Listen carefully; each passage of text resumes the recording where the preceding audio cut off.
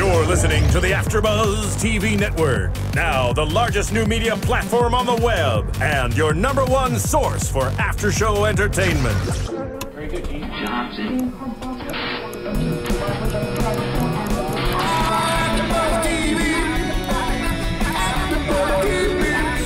The AFTERBUZZ Studios in Los Angeles, California. Presented by Maria Menounos and streaming live thanks to Akamai Technologies. This is AFTERBUZZ TV's The Americans After Show.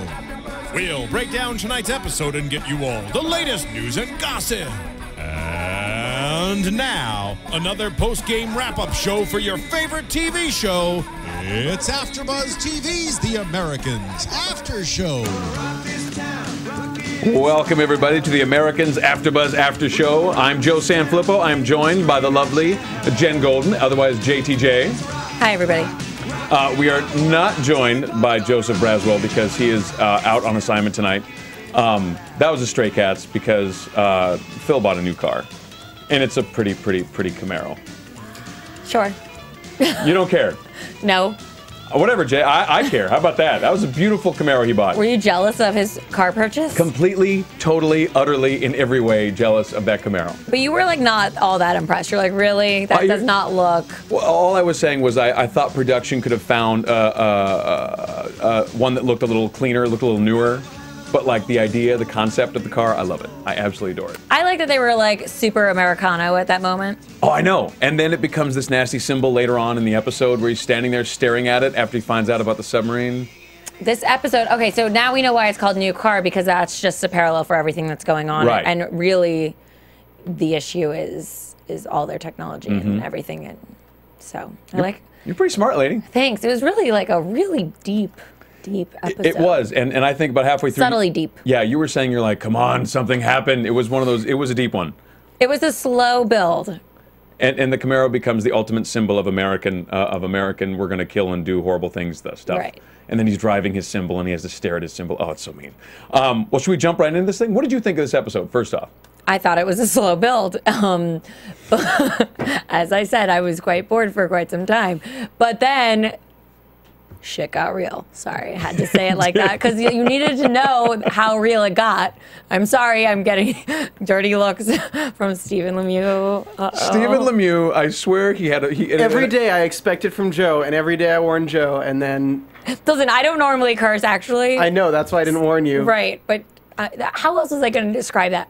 Things got real. No. Stephen Lemieux was a nun in the past life. He was a very strict nun. He rapped people on the knuckles with rulers. He was a very, very serious protector of children's ears. You know what? I think he takes his job seriously, just like our spies do. Indeed. All right. You like that segue right back? Did you see that? That right was amazing. All right. So let's jump right into this episode. We start out with Clark and Martha, and Martha is doing something that we both kind of agreed is pretty stupid. Oh, Martha, you just made yourself like useless and disposable. Don't be useless, Martha. Your only job is to accidentally spy for Phil. That is your only purpose. Oh, she's gonna die next. That's what we think. And she's like, everything's great except for this spying thing, Clark. I don't want to do it anymore. It's a very tough gig for Phil to have to get out of bed, convince himself he has to be there, and then turn around and sell her on the only reason that she's there one more time. Oh, man, Martha. I had actually forgotten about Martha, and then we saw her, and I was like, oh, yeah, Martha. We hear some rough stuff about Martha a little bit later on. Oh, that's tragic. I like that he doesn't end up playing that tape for her. Phil had a couple of like nice guy moments this episode, didn't he? He did. I was really impressed. And I think, okay, so let's talk about Martha quickly. So she says she doesn't want to do this like spying thing anymore, and she can't like, she likes them. She likes the people she works with. Right. And so when she tells things to Philip, people in her department get in trouble. Or could get in trouble. Could they get in actually trouble. don't get in trouble Well, because he's Gad not reporting did. it. Well, then not because of Phil. Gad got in trouble because of Stan. But she thinks it probably had something to do with with Philip. Right. And so he gets tapes to try and convince her that like her coworkers aren't that nice and like she shouldn't try and defend them, and has this tape that says that she's like ugly and that even with 10 scotches he wouldn't touch her. That he'd was have hilarious. to touch her with that. Yeah. And you know what? That's it's, I don't want to say sage advice, but that is definitely fairly standard advice. Don't hire anybody to work under you that you would like to have work under you. Yes. And as a female, I would also say my husband can't work with somebody that is That's the truth, right? not Martha. Right. If you met your husband's secretary and she's like, "Hi, I'm Eve. I'm the most gorgeous thing you've ever seen." You're like, "Well, Eve, you just got fired." I would probably do a lot of other things before firing her. But yeah. Yes. Yeah. Yes. But that was a rough little chunk there. Was it 10 scotches they were supposed to have, and then Gad pretty gallantly says, "You guys, come on, it's not that bad. We like Martha. She's nice," is what he said, or she's good at her job, or something like that. Something positive. We like Martha in some way, and then Phil has to chop it up and make Gad even worse. It's terrible. Everything out of context. Mean-spirited. Yes. But then he decided not to show it, not to play it for her. I like that change of heart because she was being so nice and she was recognizing that he was going above and beyond for things. He took care of her hand when she hurt her hand while she was grabbing the hot. She cut herself somehow or another. Yeah. How'd she cut herself when she was holding a pan or something? I'm not a doctor. I can't. I don't know. Details. So anyway, Martha is not so swift in the kitchen, but he helps her, and she's like, "Oh, you're nice," and he has a change of heart because she is really. And she's going to keep. She's spying. a human. Yeah, but it works itself out. It does. We get to see Philip going shopping with Henry. And we get to again, that Camaro is so pretty. I mean, for me, I was going to say, you sound distracted by something. I love that Camaro. To me, it's all about the Firebird. Actually, the Firebird to me was the hottest thing in the universe when I was a kid. Like a guy who had the Firebird was, anyway. Remember the Firebirds? They had with the big, huge bird on the hood. Steven, anything? What was I, 5? Oh, yeah. I don't know. Oh, they were so sick, man. You had the whole hood was covered in and then they discontinued. Don't look at me like that. Anyway. Pontiac is no more. The Firebird will never rise again, but that was a beautiful, beautiful car.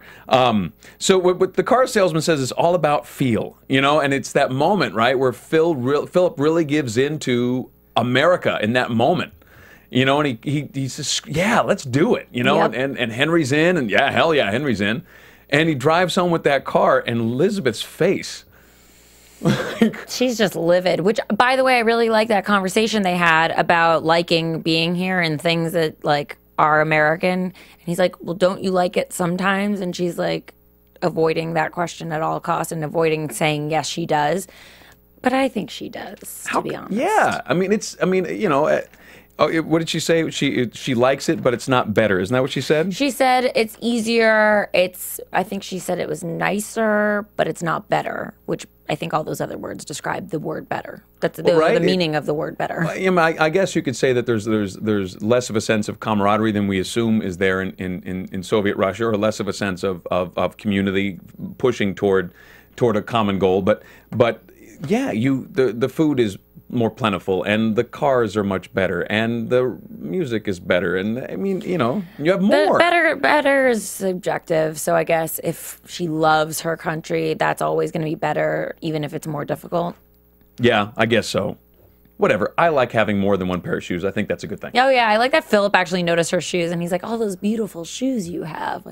She's like, "Well, wait a damn minute now." Do you want to wear her shoes? Why are you so interested in those shoes? Maybe he wants her to wear the shoes. Maybe. Maybe just the shoes. Maybe just the shoes. Sex shoes. Okay, so I was told that's a thing, sex shoes. I had no idea. What? Oh, yeah. Yeah, I didn't know that. Yeah. I live a very, very protected lifestyle. You have kids. It's true. We don't have sex shoes in my house.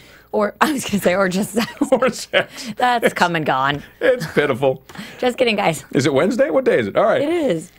So we get that new car home. We have that very American moment, and we've all had that moment when you get the new car home and your wife does look at you like, did you really seriously buy this? Well, you have to have these conversations. They're very first of all. important. Okay, this also brought up another topic where we were wondering where the finances come from, because they have this business that is this travel agency, and I think it's come up a couple times, or maybe it's just always me that brings it up. I want to know where they get their money from, or what they make on a spy salary. Because you were saying you're like, it's a service to their country, but I mean, our peeps get paid to do what they do, not necessarily a lot, but. Well, I can't imagine it's free, and I mean, there's obviously they had an economy, and they had that everybody got paid, but I don't know what. How would we know? How would we quantify? We have to Google this paid? or Bing it or whatever. We have to Google how people got What was the salary of a KGB spy in the 80s? I just need to know that. All right, we can Google that. We'll do it in a minute.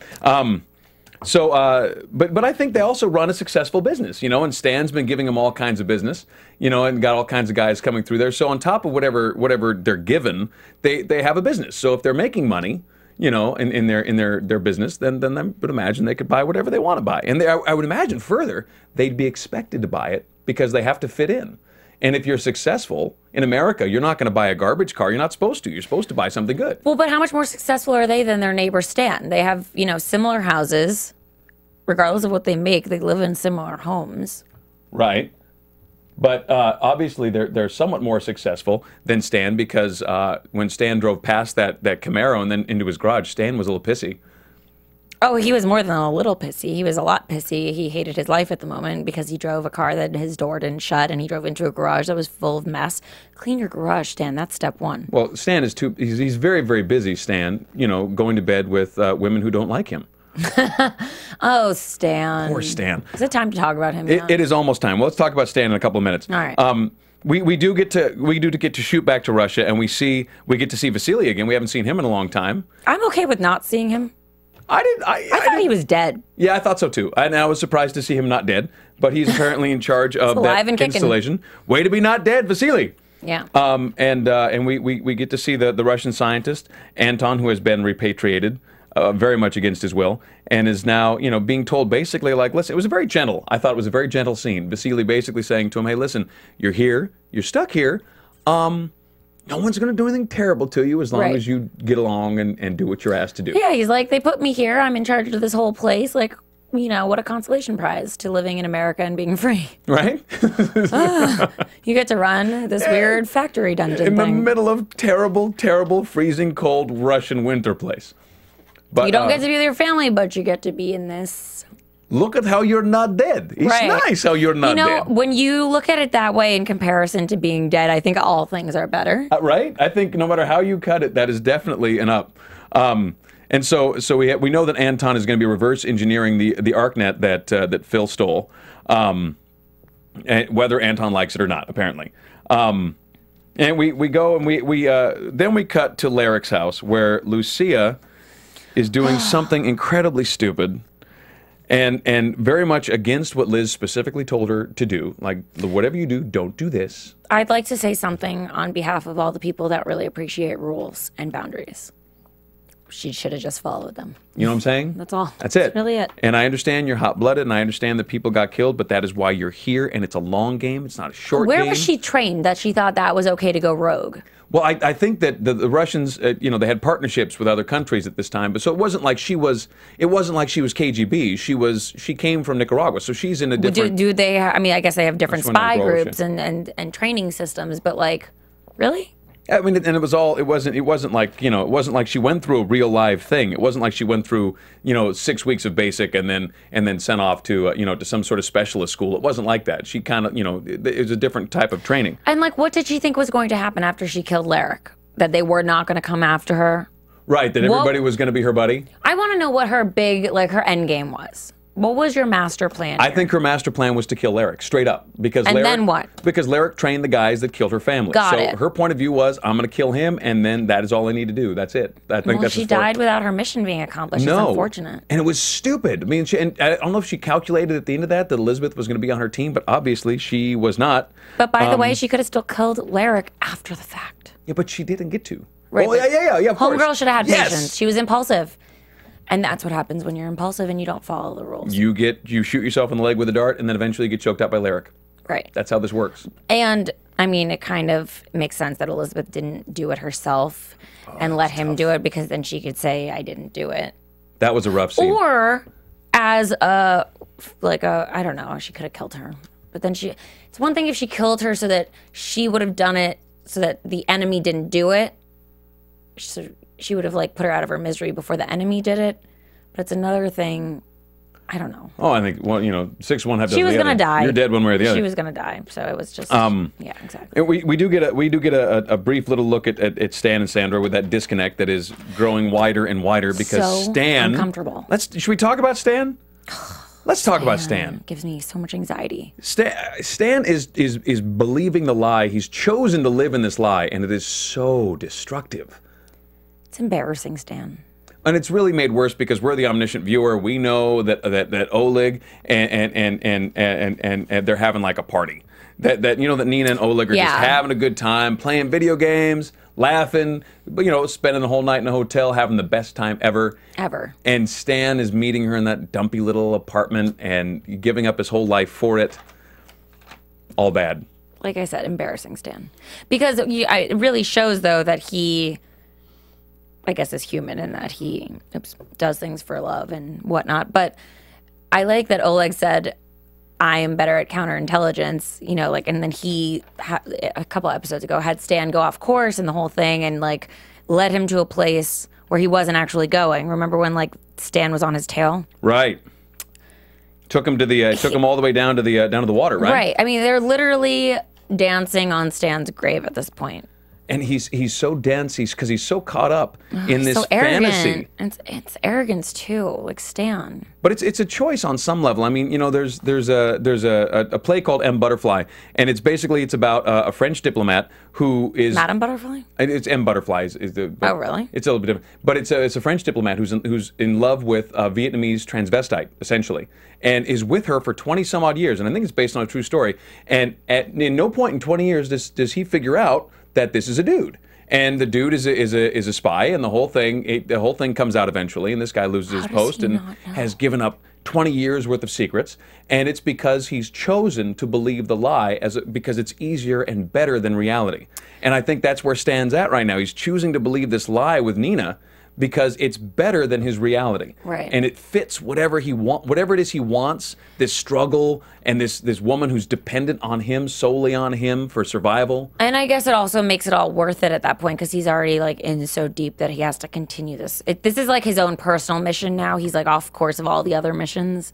And this is his one thing he's doing. Yeah, he's got all his eggs in this basket, essentially. And I think a lot of it has to do with that sense that Nina's given him, that it's only you. You're the only thing protecting me. Right. And so he's got this white horse that he's up on in shining armor. What does he say to Oleg when they're playing pinball? You said, if you harm her family, if you harm her, if you harm anything, I'll come after you. I'll find you. He's I'll make you feel different. Yeah. I'll make you. Your sense of I'm a diplomat, I'm untouchable is going to go away real quick, essentially. And it was just such a sad scene because we know the truth, and Oleg knows the truth, and the only person being played is poor Stan. But he's supposed to be smart and trained and do counterintelligence and know when he's being played. You're being played stupidly, about stupid stuff, about a girl, really. And I thought that scene when they were at the apartment, it seemed like Nina. It seemed for a second there, and to be honest with you, I had my hopes up for Stan for that second. I was like, well, maybe she is into him because she had that moment where it seemed like she was basically covering her bases, kind of playing both sides. She is. But do you think she's covering her bases, or do you think she's getting Stan in deeper? No, I think she's getting Stan in deeper. Yeah, so it seemed for a hot minute there where she was like, oh, I'm just going to kind of cover, making sure that I have an escape route, but it wasn't. She was just digging Stan in hot. She's just digging him in deeper. Yeah, no, she's deeper. playing this game really well. I think she knows she's safe, except for when Arcady said to her, Oleg's family. It can be really good or they can be really bad. Right. They can be real good for you or they can really mess you up. Right. So at that point, I felt interesting. Now she's actually being threatened internally. Well, and that's the thing is Arcady just letting her know, hey, you're playing with fire here. This guy can really help you or he can really hurt you, one way or the other. Right. It was interesting to me with Gad and Stan, that quick little scene where Stan's basically, first they're trying to figure out if the DOD is going to go after Oleg because he stole the stealth plans when they repatriated what's his name, when they repatriated the Anton. So they're like, okay, well, what's DOD doing about it? And Gad's like, I don't know what DOD is doing about it. Who knows? And he's like, okay, well, can I see the file? And no, you can't see the file. Of course not. It's DOD's file. And he, well, you know what? Well, why don't we just kill him? Why don't we just kill Oleg? And Gad's like, what the hell are you talking about, kill Oleg? It's DOD's problem. Wait, every time I hear the name Oleg, I think of Olaf from Frozen. I can't help you. I can't. Anybody else? Please, somebody. I mean, this is. I would say there's probably different audiences for those two things. I think it's fair to say this that and Frozen. But you know what? You have kids, so you might have seen Frozen. And Josh Gad is a great guy. He's he and I have hung out a number of times. He's terrific. And again, not at all germane to what we're talking about, but there it is. Sometimes it's not. Sometimes it's what I feel like talking about. Can we move on? Oleg. All right, Oleg. Olaf. So Stan. Stan is getting deeper and deeper into this thing, and we see him back at FBI headquarters, and he's overhearing everybody talk about this other FBI guy who ended up spying for the Russians and all the terrible stuff that happened to him. So we kind of follow him down the rabbit hole, and eventually he winds up in front of a huge DOD guy, and I don't really catch the guy's title. And he's basically like, listen, can I get into the file? Can you give me the password? He is out of his mind. And the guy's like, what are you talking about? He's like, I have an instinct that we need to get in on this, so help me out. What do you say the bureaucracy's like screwing us? The bureaucracy's killing me. And he's like, I'm the bureaucracy. Holmes, learn your audience. Like, really, these are the things you're going to say and run around town. He's going to look like a spy because he's doing all these things that are, like, also rogue, basically. That's it. He's like, if there's a red flag to be raised, Stan is running around as fast as he can, raising them. He's like a crazy girl is what he feels like. No, I'm not mad. I'm not mad. I just want to talk to all your friends. I'm not mad. I mean, homie's gotten crazy. I'm just going to go to your mom's work and find out what's going on and why you haven't called me. Like, what? No, don't do that. Stan needs to get it together soon. We've been saying this, though. The demise of Stan is coming. No, he's falling apart. It's very, very rough. Let's talk a little bit about Phil and Elizabeth here.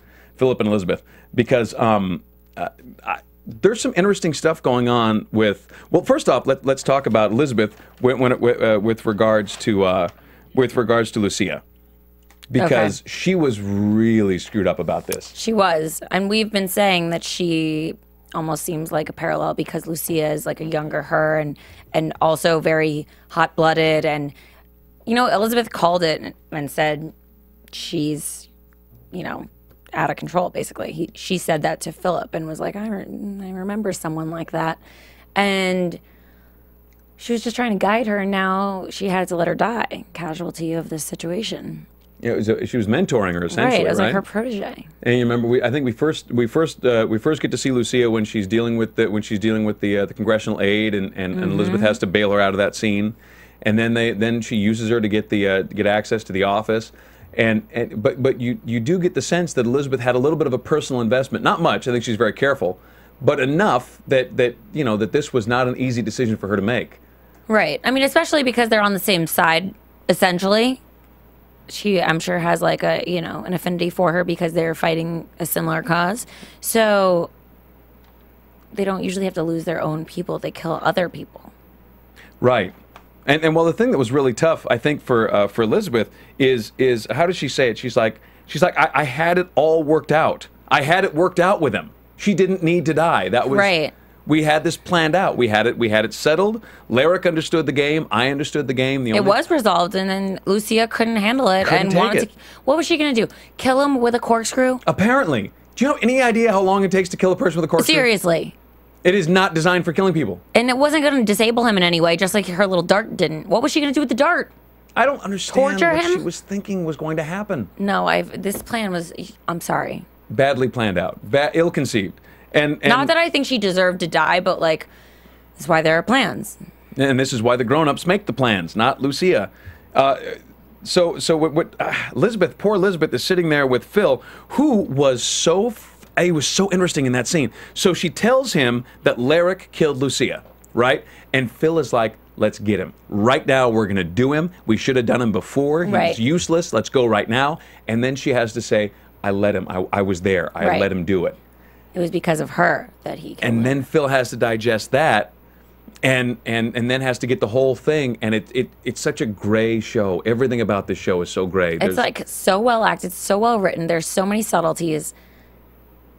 So much is said without being said at all. You know what I've said for a long time, good television is when the characters find themselves in positions that seem like there's nothing they could do but what happened. Right. And that is good writing. And this show is so good. It's so well written because you never feel like, at least I don't anyway, there's very rarely a genuine mistake made. There's very rarely like a character doing something where you're like, why the hell would you do that? Right. There's a lot of logic in this show. Yeah, they have to. Nothing's illogical. Yeah, they carefully get it to the place where the character almost has no choice, and that's what I love. I love TV when it's well written like that. It feels so motivated and so well done. And nothing feels kitschy in the show other than the wigs. Other than the wigs, but the wigs much improved over last year. Much improved, but I am still not understanding why a wig makes a disguise. Your face is still being shown.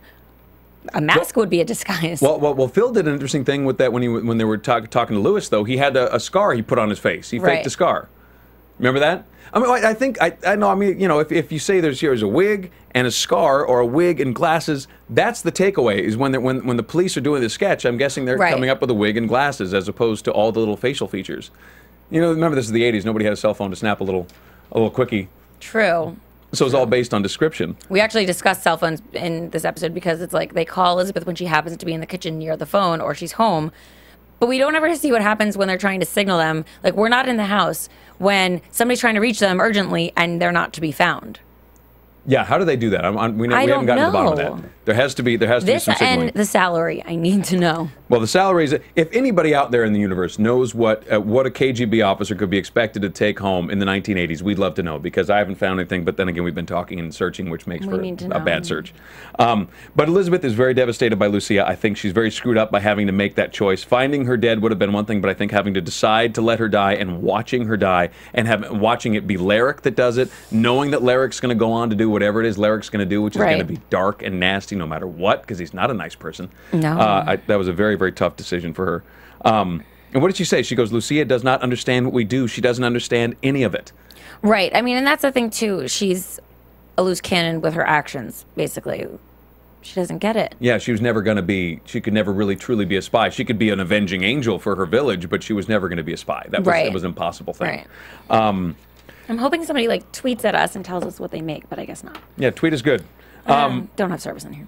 Now we also get then our Camaro comes back, and we get the Camaro as a symbol of American capitalist success. Yes, when he's speaking to Kate. When he's speaking to Kate, and we couldn't figure it out too, because he's getting out of that Camaro, and we're like, that's a long shot of that Camaro. Why is he standing there staring at it? You thought he was going to torch it. I thought he was going to torch it. I'm like, why is he killing the car? Don't kill the car.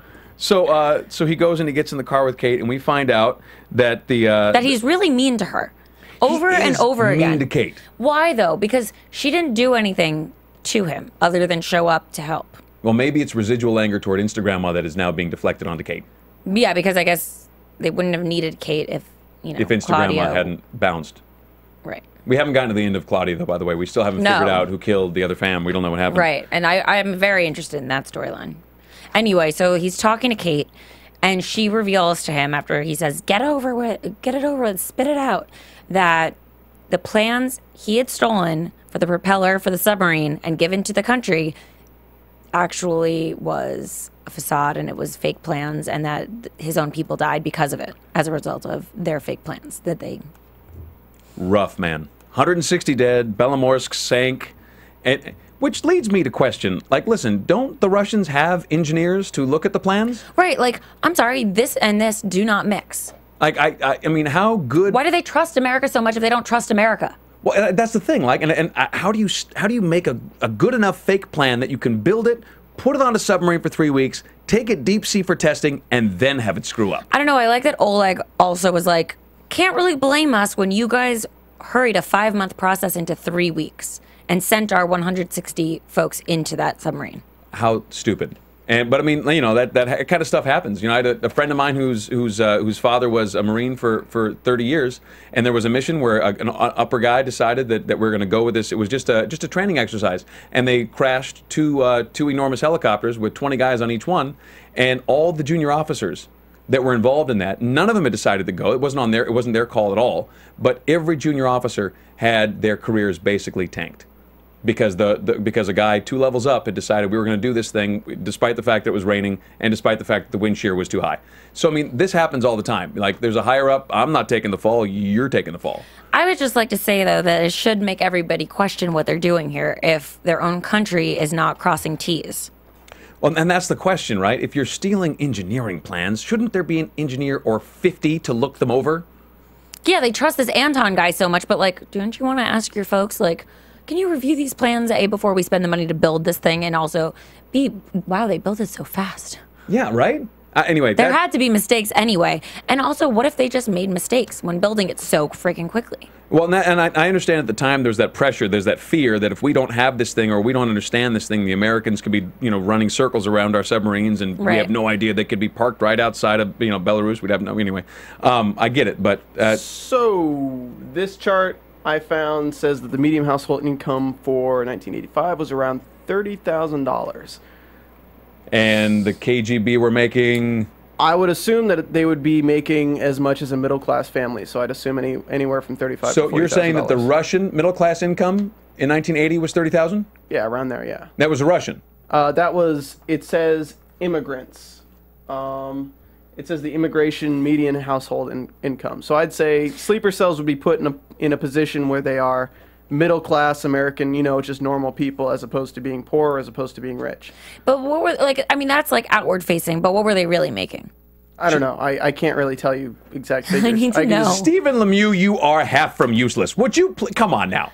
I need spy salaries. I don't want regular folks' salaries. Let me just use my salaries. time machine really quick, Would guys. you get on it? All right, so Stephen Lemieux has found out that the average median income of immigrants into the U.S. in the 1980s was $30,000, but we still haven't gotten to the bottom of the KGB average salary. All right, I got it. Okay. So it's discussed that Operation Martial Eagle would be perfect timing here to show the American hypocrisy and how bloody and how awful what we're doing in the Contras is and is going to continue to be. And for sake of clarity, what we're doing is we're training these commanders here in America, at the School of the Americas, and eventually it becomes like a full-blown thing. This does grow, and it starts as a camp, and it grows into a full-blown school. Basically, what we're doing is teaching people in their home countries how to combat communism, which, of course, is code for how to combat anything that is going to go against our interest in your country. Mm-hmm. So that's what they're trying to expose with Operation Martial Eagle, which is the whole thing that's coming up. Side note, JTJ found an amazing article in the New York Times by Dave Itzkoff.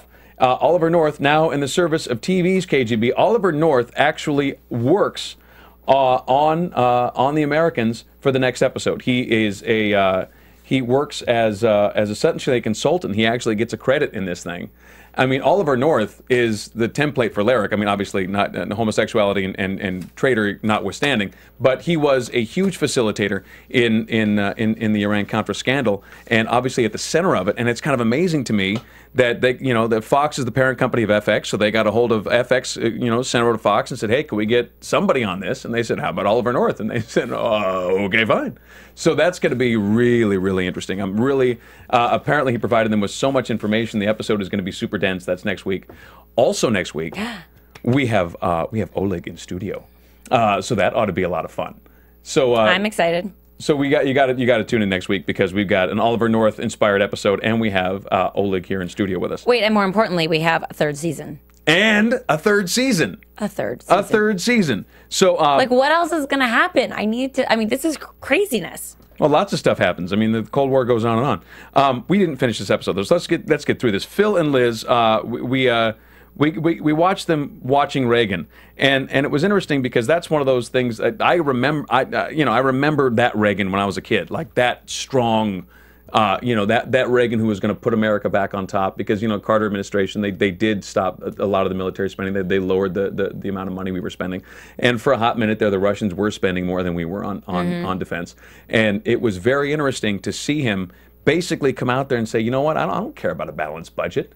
What do I care about that? There's nothing wrong with borrowing. We're going to borrow. We're going to build this military back up. It's going to be, we're not going to fall behind these people. Right. And I remember there was so much pride that so many people felt in what he had to say about that. And they were believing in what George Bush the first at that time called voodoo economics, that somehow or another, if you gave tax breaks to the richest people in the country, that it would trickle down and there would be enormous prosperity instantly overnight. And of course, it has never happened. It's never worked. But it was the belief that had never really been tried before. So it was that optimism and that belief that this actually could happen. I remember that feeling.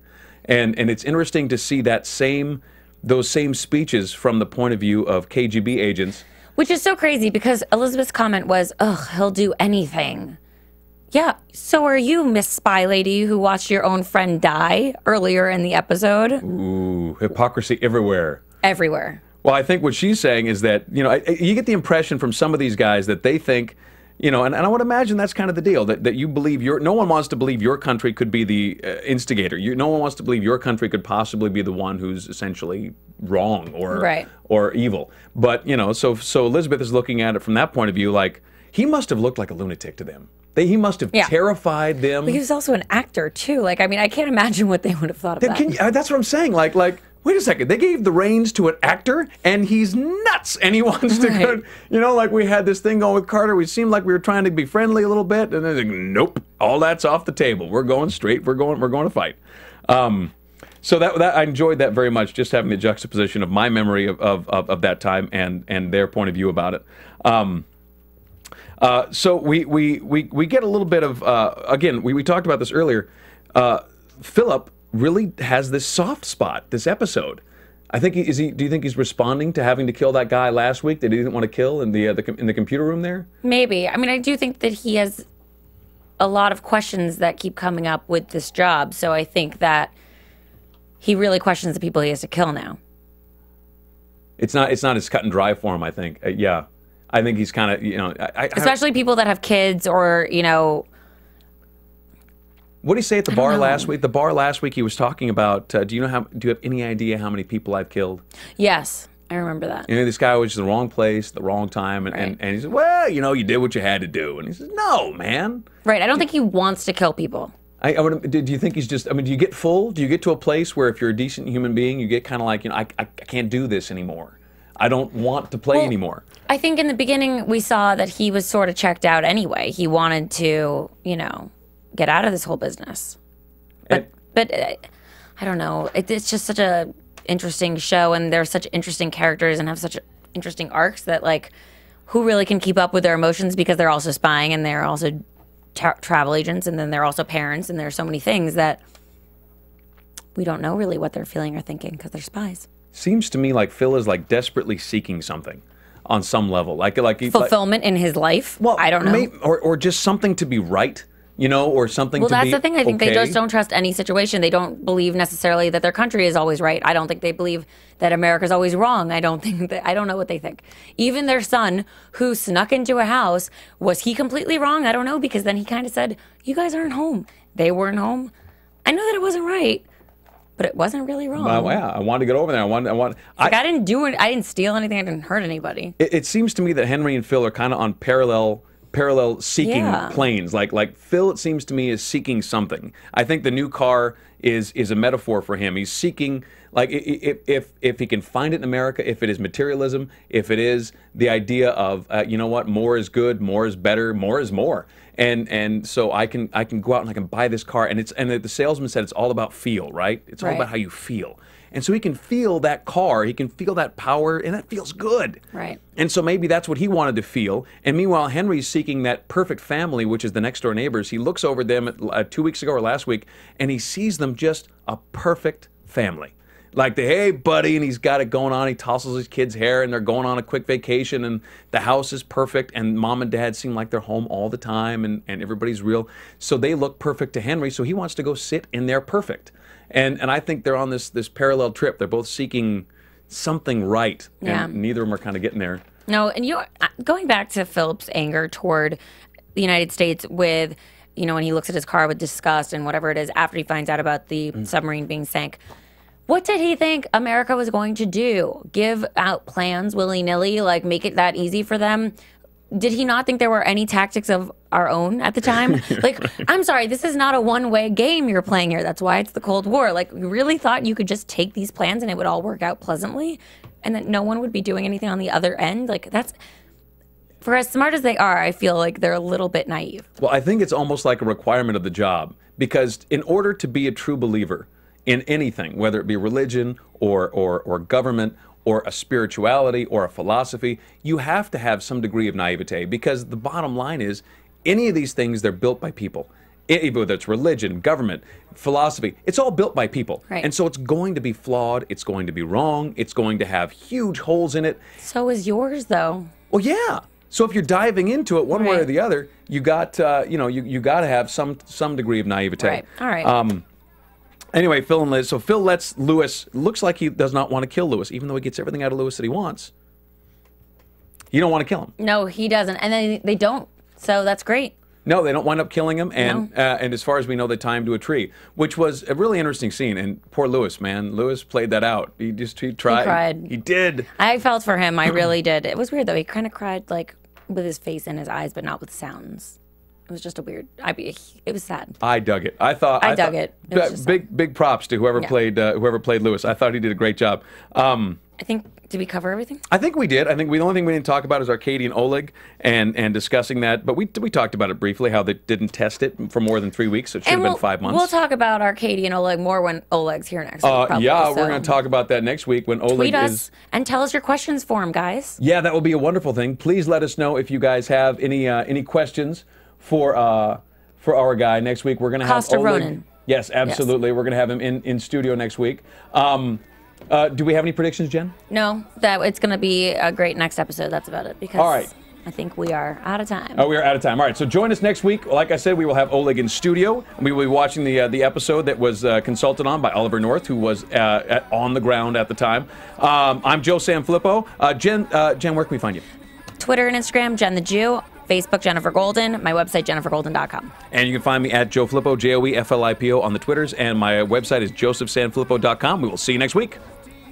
From executive producers Maria Menounos, Kevin Undergaro, Phil Svitek, and the entire AfterBuzz TV staff, we would like to thank you for listening to the AfterBuzz TV network. To watch or listen to other after shows and post comments or questions, be sure to visit AfterBuzzTV.com. I'm Sir Richard Wentworth, and this has been a presentation of AfterBuzz TV. Buzz you later. The views expressed herein are those of the hosts only and do not necessarily reflect the views of AfterBuzz TV or its owners or principals. Thank you for watching AfterBuzz TV on YouTube. For more of your favorite after shows and interviews, subscribe to our channel here, and be sure to share your opinion on the episode in the comment section below here. We'd love to see what you guys are buzzing about. Thanks again. Buzz you later.